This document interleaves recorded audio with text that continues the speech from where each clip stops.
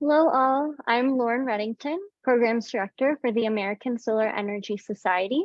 I'd like to thank you for joining us on our monthly webinar series. To kick off, I would like to inform you of who ASES is and highlight some of our current events and programs. The American Solar Energy Society is a 501c3 nonprofit organization that was established in 1954 and advocates for sustainable living and 100% renewable energy by sharing information, events, and resources to cultivate community and power progress. You can join our community at any time at ases.org/join, and webinar registrants get a special 10% off discount on ASES memberships, except for life memberships by using promo code webinar. Registration is now open for our 52nd annual National Solar Conference, Solar 2023, Transforming the Energy Landscape for All. The conference will be held in Boulder, Colorado at the University of Colorado Boulder from August 8th to 11th, 2023. Head to ases.org/conference to register, view the conference schedule, and check out the visitor's guide. The 28th Annual National Solar Tour is set for October 6th through 8th, 2023, and will feature a collection of local tours and tour sites with solar and sustainable technologies across the US. Signups are now open to host a tour site or local tour, so head to nationalsolartour.org/signup to sign up for the tour. Or virtual tour stuff. ASES also invites you to participate in our online community. This is a space for our community to collaborate, share content and information, and network with each other. We have recently launched our Mentor Match program in our online community in hopes of facilitating mentor and mentee relationships. Be sure to hop online and start engaging at community.ases.org. Thank you so much for listening to these ASES updates. I want to note that this webinar will be available in a recorded format soon, and I will follow up with everyone once it is available. I will ask that you submit your comments to the chat section and questions to the Q&A section. All attendees will be able to see the questions submitted to the Q&A, and you can upvote the questions you would like to see answered. We will do our best to review and answer everything at the end of the presentation. Now, I would like to turn it over to today's presenters, John and Henry Red Cloud of Red Cloud Renewable. Thank you, Lauren. Thank you, Lauren. And thank you to ASES for the opportunity to sit and share part of our story, our organization, and we'll start by introducing ourselves. I'll have my dad introduce himself. Yeah. Greetings, one and all. I'm Henry Red Cloud, Executive Director of Red Cloud Renewable. Been involved in following solar since 1997 and established a training annex in the heart of Indian country and have been working with multiple tribes. Today, we're working with 70 of the federally recognized tribes. Overall, there's 574 federally recognized tribes. So there's a huge potential there. Yes, we're on a ramp up every year. In fact, we have our first training going to be starting here on April 3rd. It's the basically the 101 grid tie training that we're going to be offering here, and really happy to be here at this time to share what we're doing. I'm going to refer to while stating honoring the old way with this new way and creating sustainability as well as economic opportunities. We as natives, we have always embraced Petui Hawonia Wakan, the life-giving force of the sun that enables everything to happen here on Mother Earth, from rains to thunder to wind and sustaining life from plant life to human to animal. Without the sun, we wouldn't be anything. So It's the central grounding for Indigenous people here in the Northern Plains area. Our language, our culture, our ceremony, our song, our dance is all based around the sun. So we, taking this a new way and honoring that old way. Here we are in the 21st century. We can't step back in time. We can't. The only thing we can do with that is to embrace it and learn and get an understanding, direction with it. We're all in this together, all nationalities from white, red, black, yellow nationalities. We're in this together. So we need to, what I encourage everybody to do is to start partnering up and seeing what anything's happening within your community, who's out there, who's the organizations doing things, and start partnering up with them. It's, critical time. Today is very, critical. We understand about climate change, which, climate change was happening, 30 years ago. So we as developing these partnerships and being more effective out there. We in the Northern Plains, we come from the Oglala Lakota Nation. There's 7 council fires. There's the 7 fires of the greater Sioux Nation, so to speak. We have the Lakota, Nakota, Dakota spreading out from Montana, both North and South Dakota, into Minnesota, down into Nebraska, and then down up into Canada. So we're probably the second largest tribe within the country. So a little bit about us. We're descendants. I'm a 5th direct descendant of Machpialuta Red Cloud of 1822 to 1909. And John here being the 6th, generation. Everything was set in motion. Everything was set in prayer. When the treaties were, put together, the grandfathers then came back and shared with the families, and then they put their sacred pipes together and said a prayer upon 7 generations that the people within the greater Sioux Nation are going to be able to walk in harmony and in balance with their surroundings once again. So I believe through solar, through clean energy, and caring for the earth, we're in this sacred movement, sacred motion. We're walking this prayer. We're the descendants, so we're implementing this, and we're doing it to the best of our abilities as farming Red Cloud Renewable Energy or redcloudrenewable.org, and then being able to be that training annex to help these newly solar warriors as well as solar warriorettes transition into clean energy. Solar, especially solar, it's becoming cost effective, as well as it's changing so quickly, and things are being installed, megawatt systems. There isn't a workforce there to really get these megawatt systems installed in a timely manner.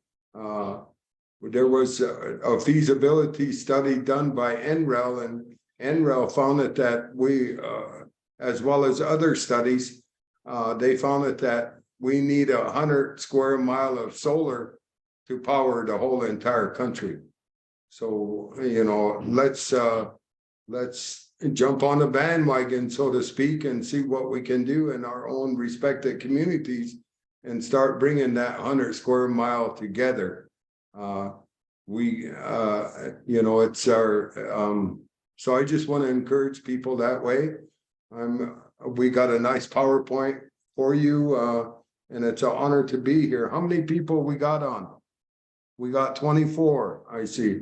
Would like to say hello to everybody from Indian country, Oglala Lakota country. Please go to our webpage, see what we're doing. Maybe we can partner up down the road in some fashion. So with that, I'm going to pass it over to John. Thank you. Thank you for that. Greetings, everyone. I have the privilege to serve as managing director for Red Cloud Renewable. And I do have a presentation I'd like to share. And we sure can post a link. But this is for all of us who are visual learners. I've kind of created a PowerPoint for us. So give me 1 second.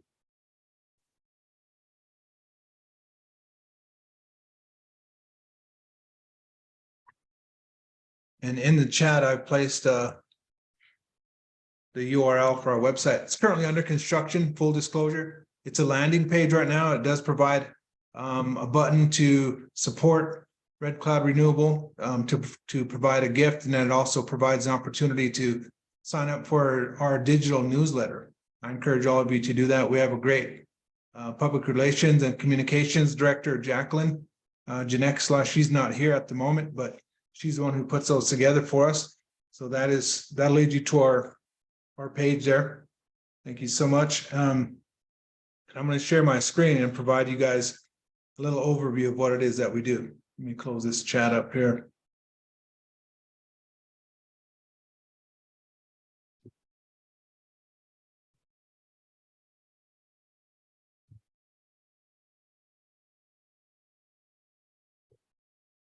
Okay.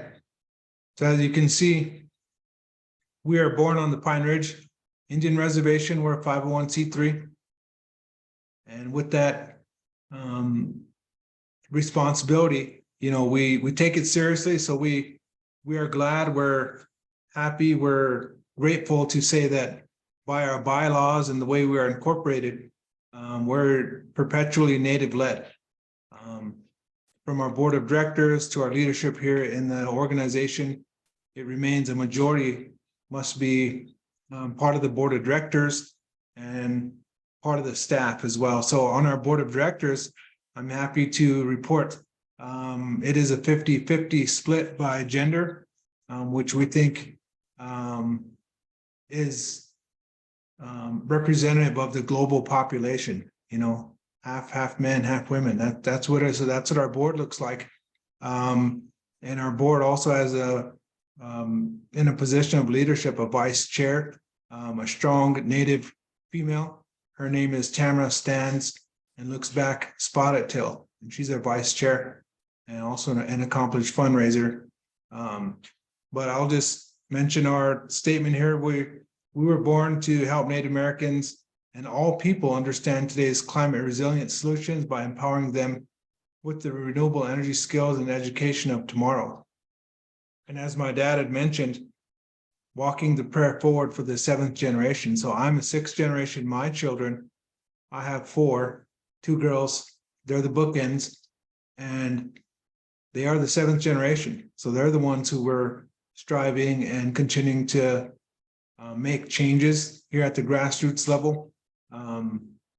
As a community-based organization, a CBO, you know, we believe that we have the best perspective because we're in it. We're on the ground, folks here in a tribal community. I'm sure there are some in the chat who have heard of Pine Ridge. You know, there's a lot of famous. There's some infamy, I would say. The last major conflict between the United States Army and a tribal nation happened at Wounded Knee. It was more or less a massacre. 1890. There's a site here about 20 miles from where we are, 20, 30 miles, and it's where there was, you know, the 7th Cavalry. I would say took vengeance on the people there because that was Custer's old outfit there. And anyhow, this was a few years, about 14 years after the battle at the Bighorn, and they ended up, you know, having an unfortunate incident there where men, women, and children were kind of massacred at Wounded Knee. There's a mass burial grave site there that's still there today. So, but we believe we are able to listen to the people because we're from here. We grew up here on Pine Ridge. We went to school here, had children here, raised their families here. So that's why we believe Red Cloud Renewable is so effective. Let me see if I can go to the next one. So there's kind of our mission statement there and a nice overview of our campus. Pretty recent. That was last summer. Earlier, my dad was talking about Big Red. That's Big Red there, providing the mixing power and really able to fill up these cellular concrete structures, which I'll talk about really soon.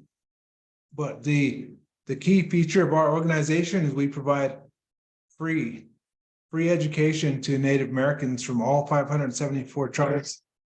And we invite them to come to the Red Cloud Renewable Energy Center, first of its kind, one of a kind, fully functional training center on an Indian reservation in the United States. It was a long time coming, but now that we have this fully functional training center, then we can invite students to become solar warriors, solar warriorettes.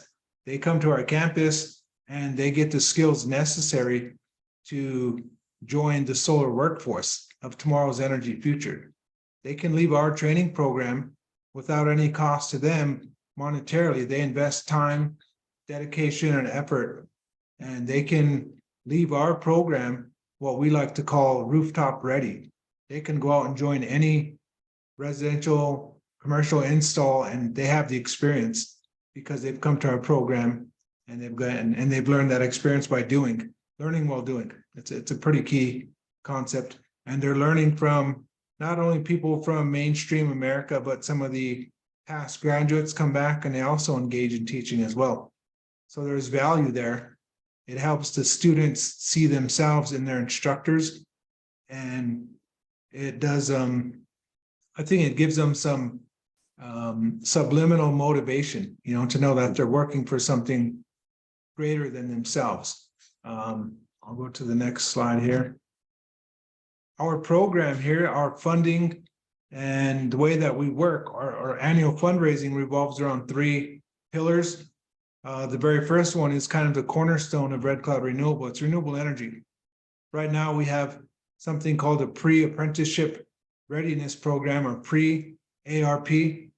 And this is that rooftop ready training path that I talked about. Students come here and there's heavily invested in hands-on labs. We found that classroom learning is definitely necessary. It's a part of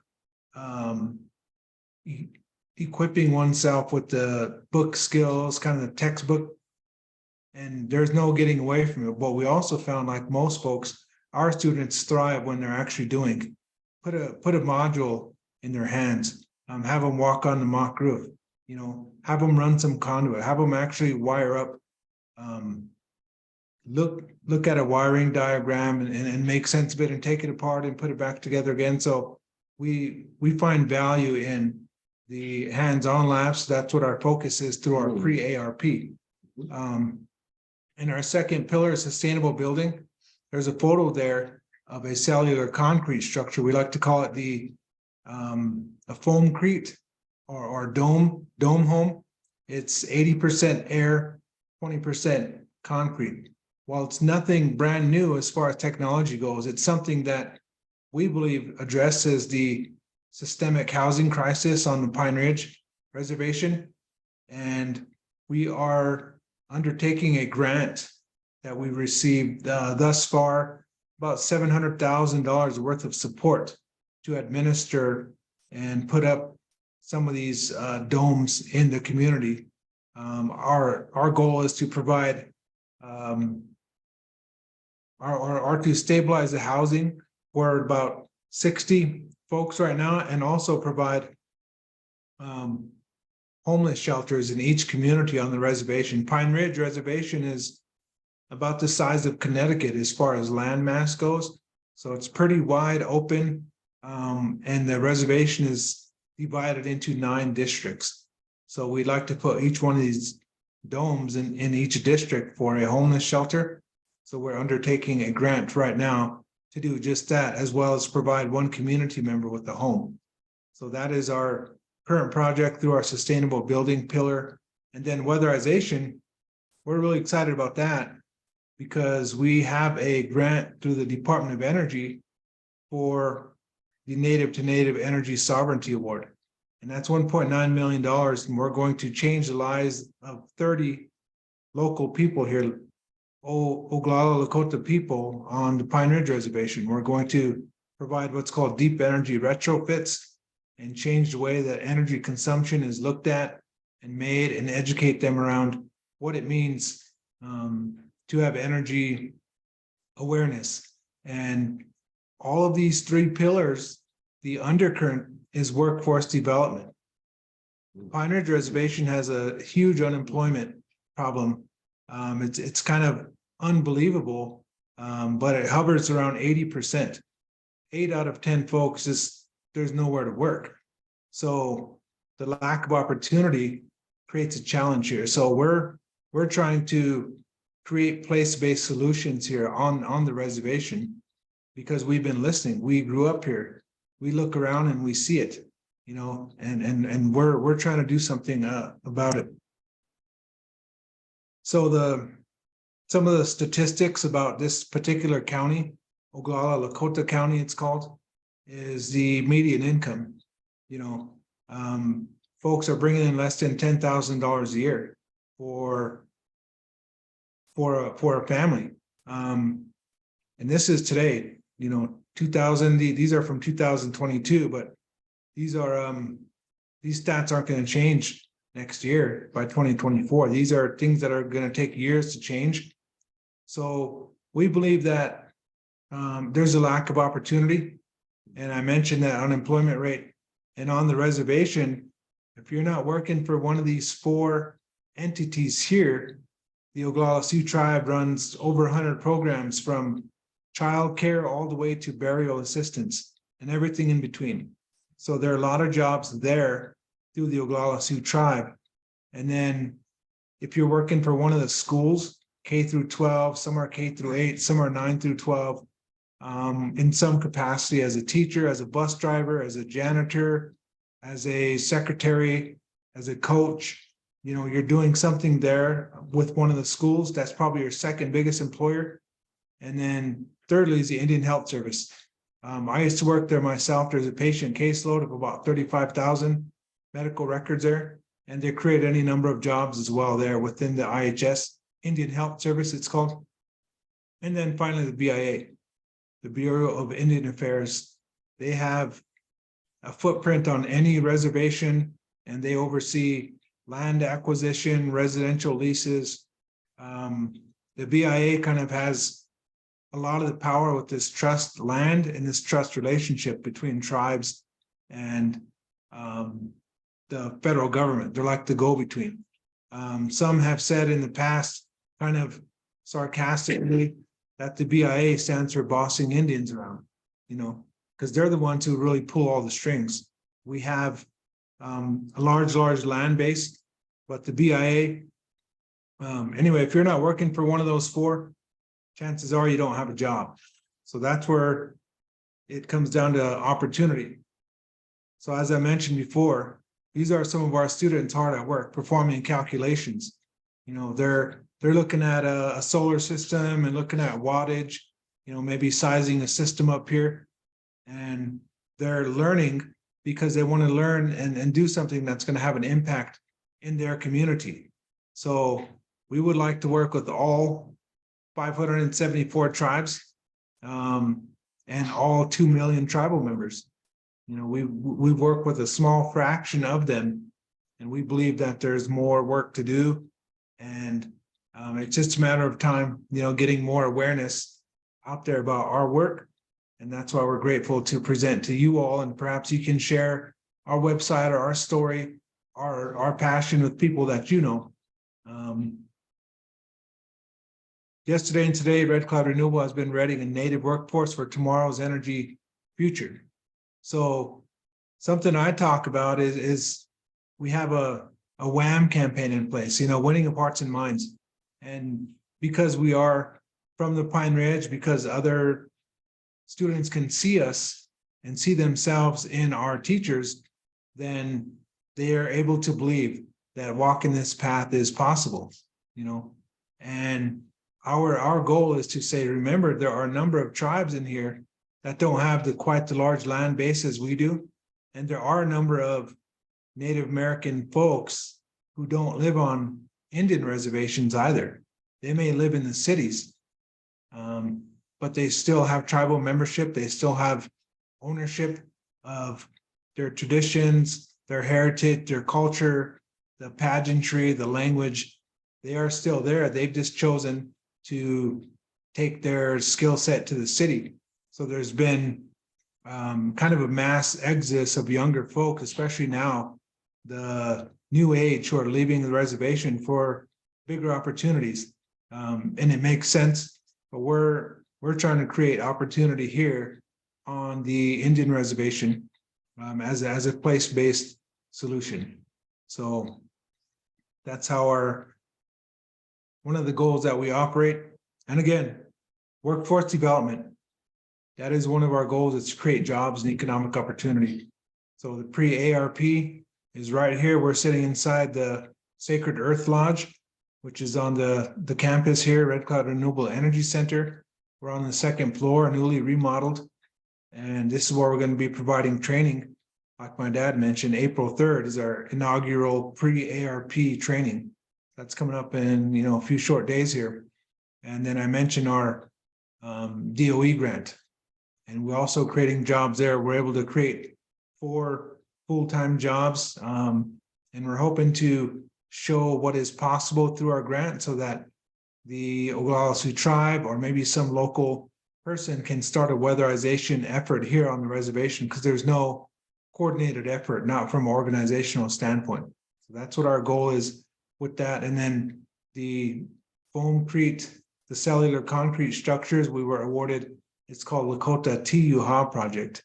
And Tiyuha is, it's like a descriptive word meaning to have a home, to start a family, to make a beginning for yourself. It's to take ownership of something. So that is our 3 workforce development initiatives. And this is a quote that I found: as we work to create light for others, we naturally light our own way. So that was something that we take to heart here. We're learning more things about our staff, about our mission, about some of our limitations, and about some of the need that's out there. And we recognize there is value in collaboration. There really is. So we're fortunate to collaborate with the American Solar Energy Society, and we feel grateful. They're just right next door here, for us, and they come from Boulder, and we have 2 staff here on site today looking at our facility at the training center. They're going to actually spend the night in one of the domes here, and we think that's going to be a great experience for them. First time coming to Pine Ridge. There are definitely some harsh realities here. Some of the poverty and such is hard to look past, but when you can look past that pervasive poverty, you see the language is still alive. The culture is there.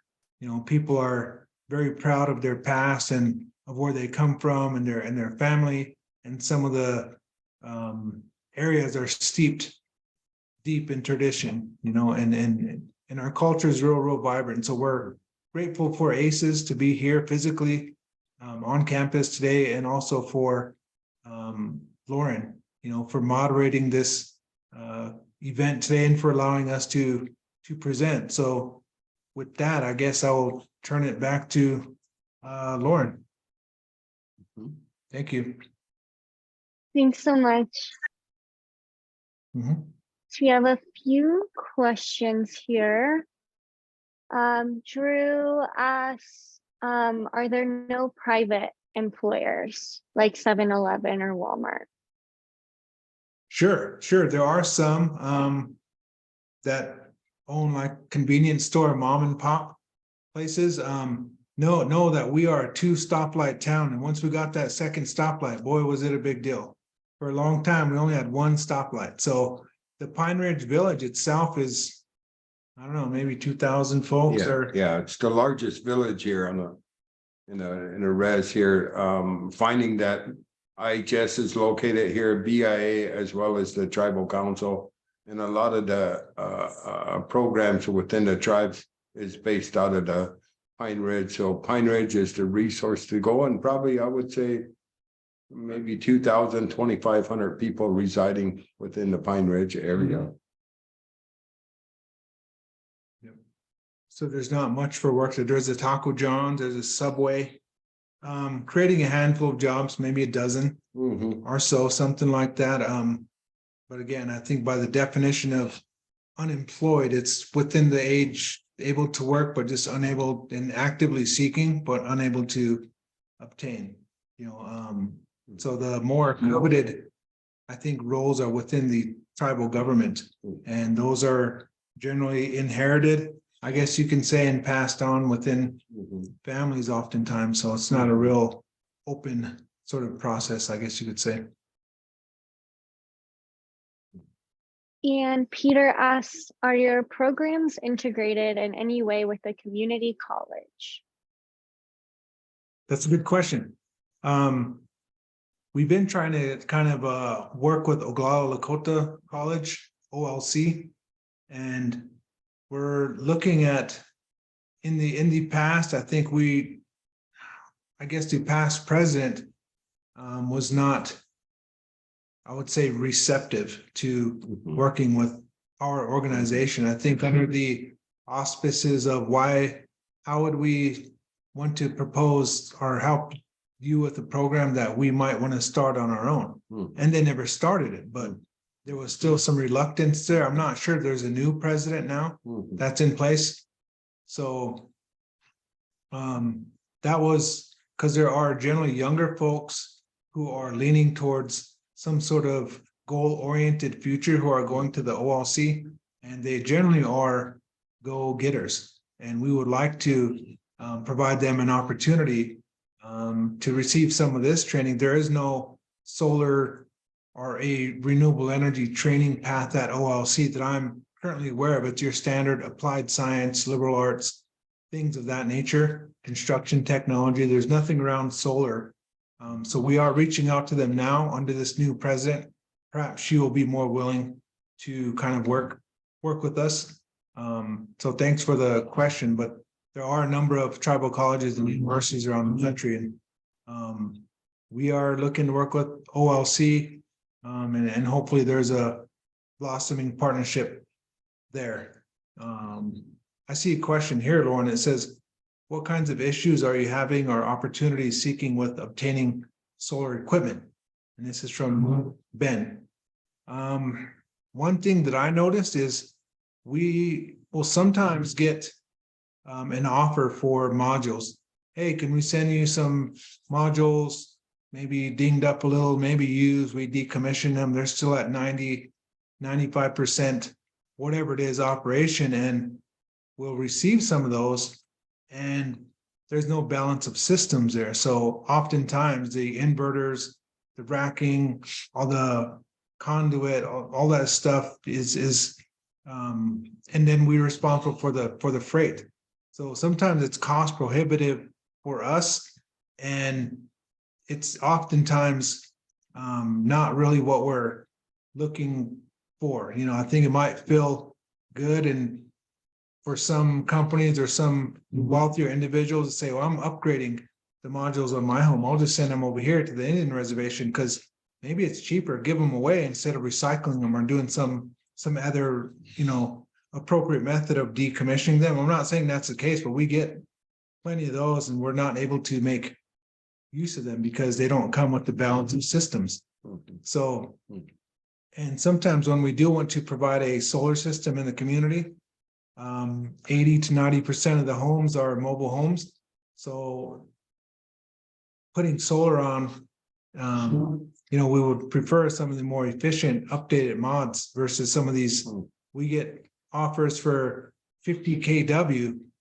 Okay, the mods are 210 watts, and the current iteration is double that, so they're just more efficient. And we are finding that it's important for us to make sure that we are delivered in our partnerships and making sure that who we partner with are aware that we are trying to speak for the people here, and trying to make sure that we don't just get some old system or old parts that nobody wants because they got something better and newer. I mean, I see some value there, but we're also trying to be prescriptive in how we collaborate with folks to let them know. So I hope that answers your question. Thank you for the question. And another question from Drew. How many graduates to date, and what's your capacity of students per year? Yeah. Let's see. Take that. Yeah, you can take that. We have since our existence working with entities, respected, tribes. Every course that we offer is at the end of the course, the student then receives a certificate, may it be it a 101 grid tie, may it be it a battery-based storage system, standalone system, water heating, air heating. At the end of the course, they do receive a certificate. For the past, we partnered and went and created where students can take the national certification, the NABSAC certification, and solar install, which then they could take it to the next level, or they could go to work anywhere in the country, or become a instructor, designer, installer, and being able to do all phases of the solar. That was something that I envisioned years ago as finding out about the national certification, and then we was able to offer that. So today we have 18 students that have that national certification. We've been into this for 3 years now, minus we had to hold off during the pandemic, but we went and picked right up again last year and got some more natives, certified. So we offer certificates as well as we offer the national certification course here. Great. So again with certificates, we had over 1,300 students come through our program since 2008. So quite a few people came through our program as a lot of repeats. They came back, they came for certain training, but found that their passion was in standalone systems or either battery-based systems. So at that time when we had the training for it, then they would come back. So we got a lot of repeats that went and came back and have numerous certificates. Thank you. Yeah, and our current class size that we're running is 14 for the pre-ARP class. So we have our first training from April 2nd to April 20th.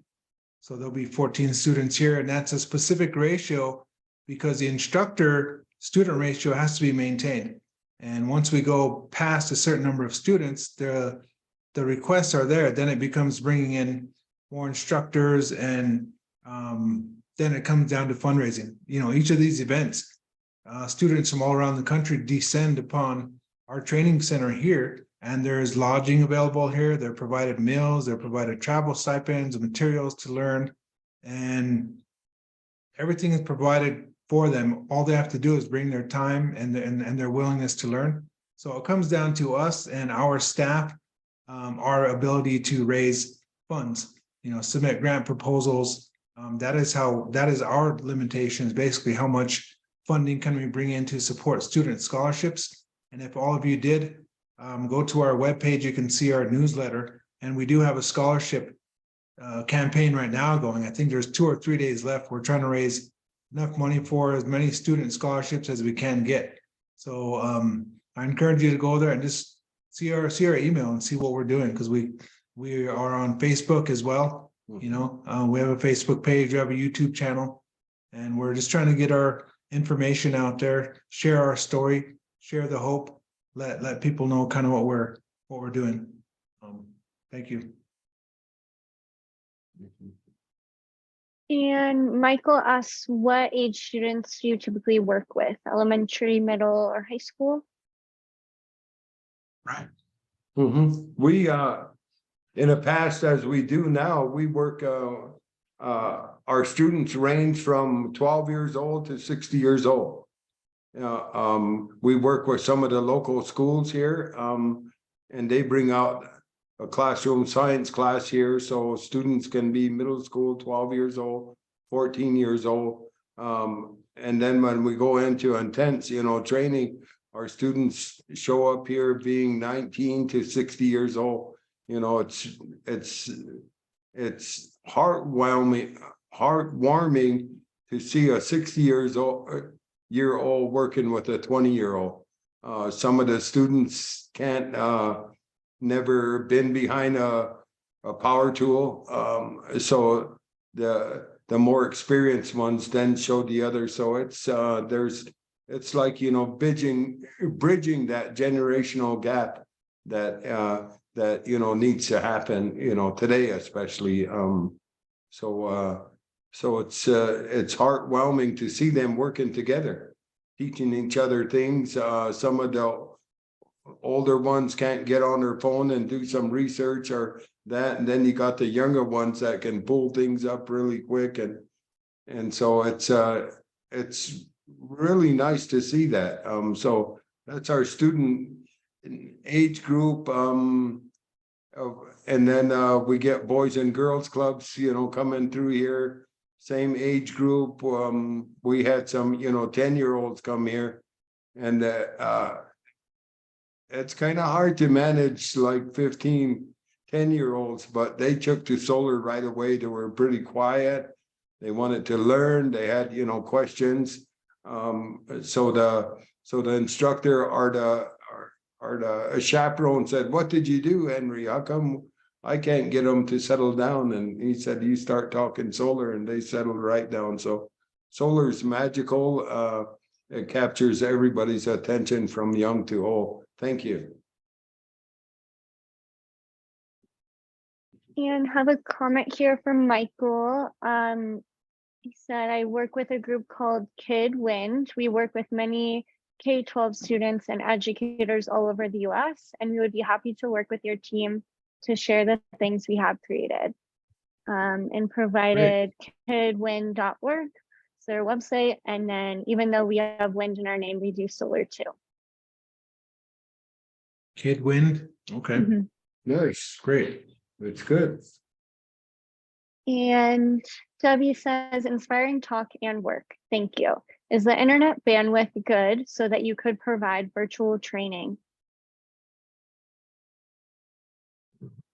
Yes, it is. We have, well, yes and no. We happen to be near the only state highway that comes through the res here. And they got fiber optic right next to the only state highway that comes through here. So we're less than a quarter mile from there. So when we requested phone service years ago, in came fiber optic. So we're one of the where we got quick internet access. Prior to that, it's all modem. You know how modem is here. It's like hurry up and wait. But we're fortunate to have so we can offer online classes during the pandemic. Then we offered a couple online classes with some of the Washington state tribes. So that really worked out. But I find it that we as Indigenous people, we're hands-on, we're face-to-face people, and to get people here, and then being able to get them out hands-on is where they learn quite a bit. They from installing modules, decommissioning a system, commissioning a system, learning about all the components from A to Z, and being able to combine those and come up with a working system. So it's we have a wonderful lab here, nice working teaching stations from, grid tie string inverters to micro inverters, standalone systems, water pumping systems. We got these little tabletop stuff that we work with the schools as well as local, people here on solar lighting. We have this other device that's a solar blanket, which keeps, people warm, and that small tabletop stuff like that, and helping people to understand more. I'll be making a trip here within 10 days or so, visiting some neighbor tribes and taking taking some off-grid system, battery-based systems, and showing them, meeting with their decision makers, and developing a partnership that letting them know that we're here and what we're about and what we can be doing within a partnership. So I'll be visiting Standing Rock. Everybody's aware of Standing Rock up in North Dakota, with the no DAPO issue, with was a huge camp there. That was awesome to see. We as RCR went into the protector camp and held workshops around off-grid battery-based systems, standalone systems. So at any given moment, we had like 200 students come through and to see what we're doing and helping us to turn a screw, and what normally takes an install an off-grid system a couple of days went into like 5 days, because you got 200 people wanting to know how the system works and that. So, but it was awesome. So I'm headed back up there and reaching out to the tribes, making visits face to face again is most important, and letting them know that what we're doing, what we're about, and how we can partner up. Thank you. And Jasper asks, some Native communities have difficulty as a result of being in a food desert. Have you been involved in any projects to include agri-solar, agrivoltaics, or integrating PV with greenhouses to support local farmers, food supply, and businesses? Other ideas that you may have? Yes, I've been reached out with we got a local community garden that's just started up last year, and then so they would like to get things started and thinking about the long range plan, and they would like a battery based, a battery storage for their, lighting system, so they can get started early with their seedlings and that.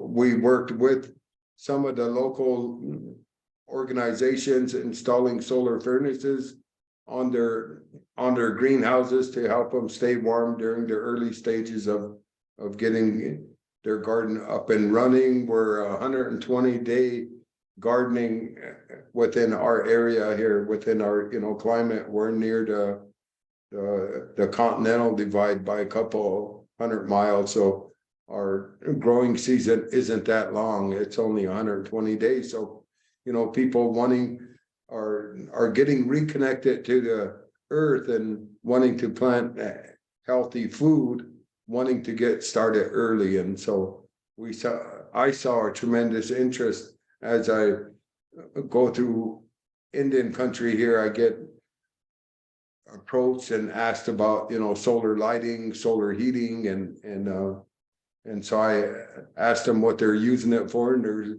very happily and smiling to say that they would like to power up their greenhouse. Thank you. And Henry asks, while you are using cellular concrete for small buildings, have you looked at building other buildings or products from cellular concrete? No, we haven't. We came up with this design, taking our ancestral ways into consideration, and then building round, which has some good things happening around it. For instance, let's say high winds, tornadoes and that, there's no corners for it to grab onto. It just, it's there isn't anything to happen to them in a high wind situation, and that they stand strong. And then utilizing our ancestral way of living here in the Northern Plains. We're the teepee people. We live in teepees. Our ancestors nomadically followed the buffalo throughout the Northern Plains. And so we feel comfortable. We're used to round, and creating that same space, living round is, you'll have to experience yourself, but it's a real good energy. It's good. It's a good feeling. You get a good rest at night, sleeping in a round structure versus a square box. So we considered our ancestral ways and creating this dome. Basically looks like a pizza oven. They're really awesome. Thank you. And Peter asks, would some sort of associate degree in electrical engineering from the community college be useful to the students, to your programs training your tribal members? Sure. Yeah, there's a great shortage of certified electricians on the reservation. And I'm not sure if it's a career path to become, we have to contract out for those, sometimes off reservation, because there's nobody on the reservation that we can put kind of on our team, on our staff. So that would be really helpful. And I'm not sure the accreditation process or how they vet programs and bring on new degrees at the local college. I'm not familiar with that, but if that was something there's leadership was willing to explore, just making that available, because I don't believe there's an available learning track like that right now at OLC. So I think the answer is yes, for sure. And Ben asks, what is the need / interest there, like in terms of grid tied versus off grid?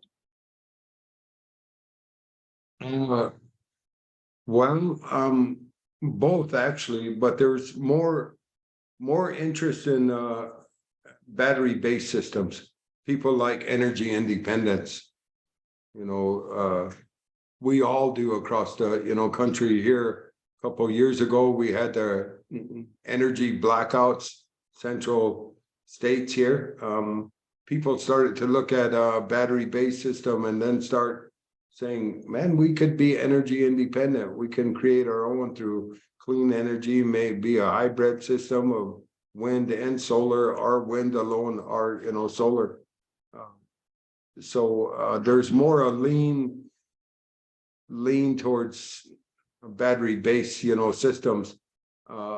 Grid tie systems, you're at the mercy of the grid. If the grid goes down, so does your power. But you can lessen your kilowatt usage with a grid tie system. Grid tie system, the cost is cost effective versus a battery-based system. You have to add more components, as well as we know that batteries are still pretty pricey out there. Thank you. And Debbie asks, are you also doing train the trainers workshops to educate others to train on their own reservations? For instance, was inspired by Purvana Lee, solar warrior from last year's winner of Women in Solar Energy. She was so energetic and seemed capable of training on the Navajo reservation. Right.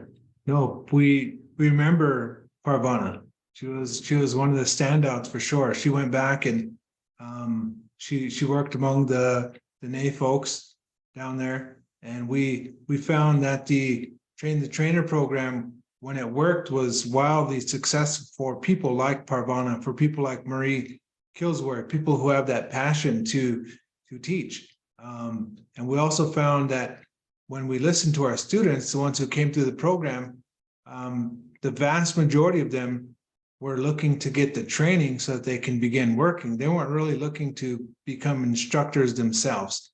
While the intent behind it makes perfect sense, in order to learn something and to ingrain it by rote, for example, the best way to do that is to absorb it in the manner where you intend to teach it to somebody else. So it makes perfect sense.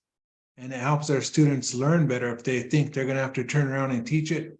But then what it does, it puts the onus on them to go back to their tribal community and look for resources. They're an individual. Maybe they run up against not such a receptive tribal council, for example, or whatever it is, and then they lose steam.